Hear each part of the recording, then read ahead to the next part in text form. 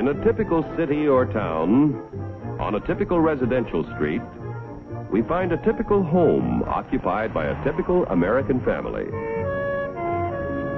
Like millions of his fellow Americans, John Q. Public earns enough money to keep up the payments on a new car.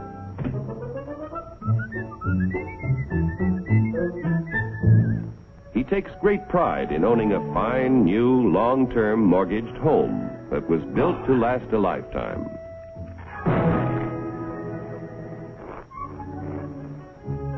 Mrs. John Q. Public no longer finds housework fatiguing drudgery, thanks to a host of labor-saving devices, including her husband. Mr. John Q., because of a 40-hour week, has the leisure to dream about his favorite sport. Darling!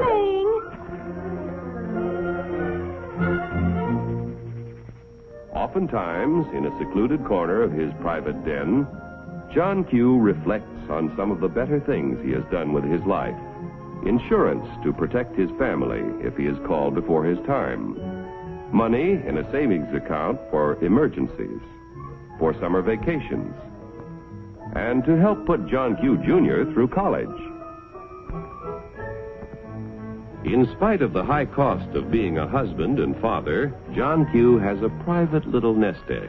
His practical nature tells him it ought to do more than collect moths. Let's see, where did I put this thing? I know it's... common stock. Do I own any? I don't even know what they are. In that case, it might be a good idea to get a little information with a fellow who owns and operates a company that makes and sells oil drums. Each year, customers buy more and more from our... because he makes a better oil drum than his competitors. One day, customers demand more oil drums than the owner can produce. He figures it will take about $3 million to do the job. So he decides to form a corporation to sell shares in his business to raise the capital he needs. First, the owner goes to the state government to get a corporation charter and permit to sell shares in this business. Next, our friend goes to an investment banker and shows him the record of the oil drum manufacturing company's past performance and plans for expansion. The investment banker decides to help our friend sell shares in the corporation to raise the $3 million. However, before any shares in the corporation can be sold, certain information must be filed with the Securities and Exchange Commission in Washington. The investment banker and the owner must swear that the information they file contains nothing but the truth. Registration with the SEC does not imply that the government approves the stock issue as a good investment, but only assures the public the material statements about the stock issue are false. Punishment will be according to the law. After SEC registration is effective, the investment banker pays the owner $3 million in exchange for a certain number of shares in the Oil Drum Manufacturing Corporation. The investment banker sells shares of the common stock to people at a price of $3 million investment and shows a profit for his services in selling the stock.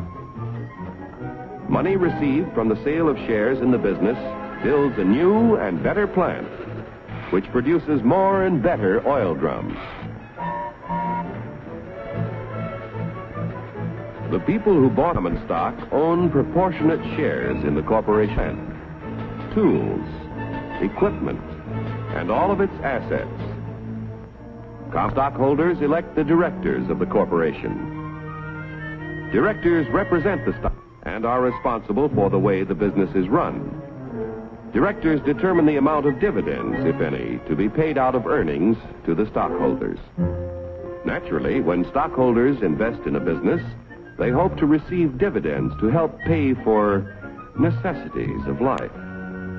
Within a few short years, an increasing demand for the company's product poses a friend. How can he fill all the orders? He will have to build more plants and buy more tools to increase production of oil drums. It will take about $20 million to do the job. One way to get this additional capital is to sell more stock to many more people. So the Oil Drum Manufacturing Corporation votes to send its president to the New York Stock Exchange to see if their common stock can qualify for listing. The corporation wants to list its securities on the exchange so that the additional stock they need to sell will be more attractive to investors all over the nation. Securities listed on the New York Stock Exchange can be sold for cash any time in this national marketplace. Each year inquire about listing their securities, but only those which can pass a thorough examination as to their financial health are accepted.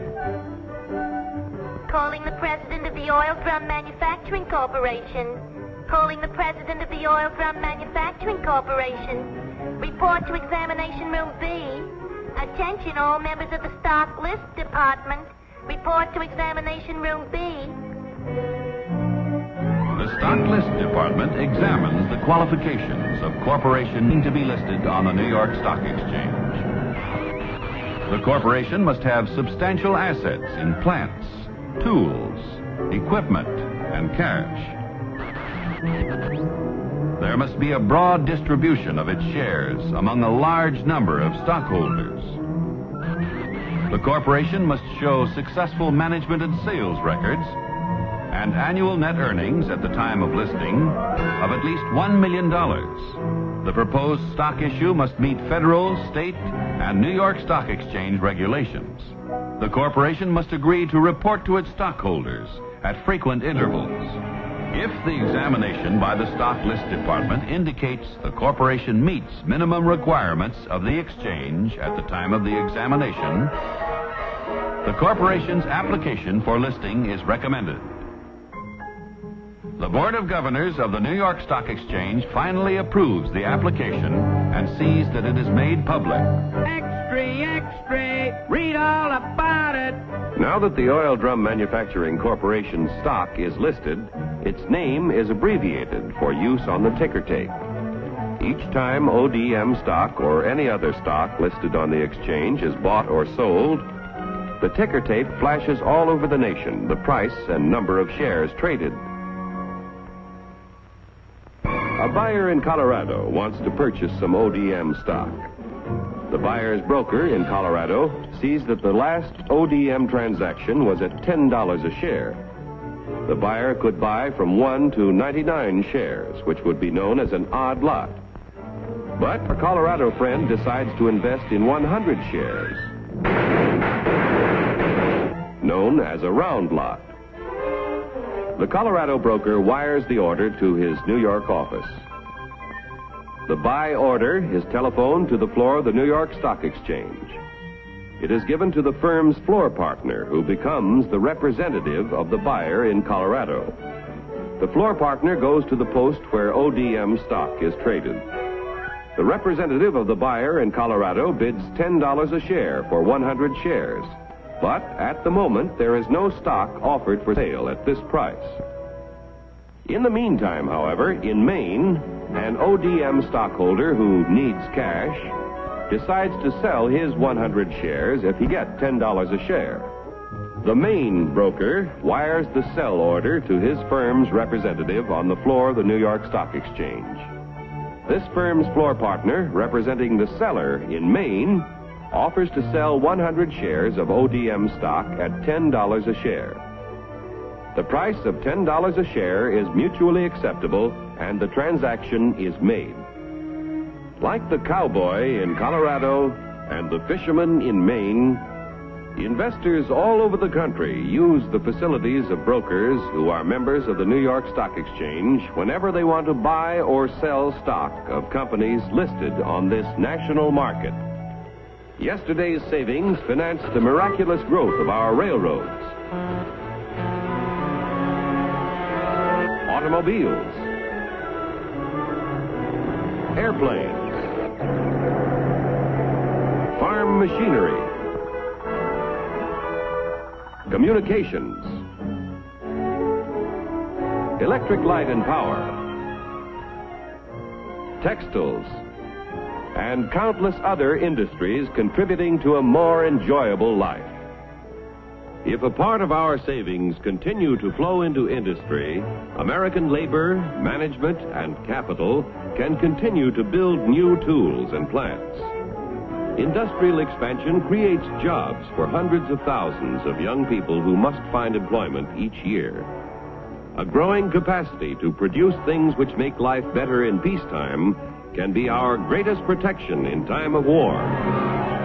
When danger threatens, we can convert industry to produce the things we need to defend ourselves. Common stock investments have helped to make our country prosperous and powerful. Owning a share in American industry is like owning a share in the future of our nation. But remember, John Q., there is a risk as well as an advantage in owning any kind of property. So get the facts before you put your money to work.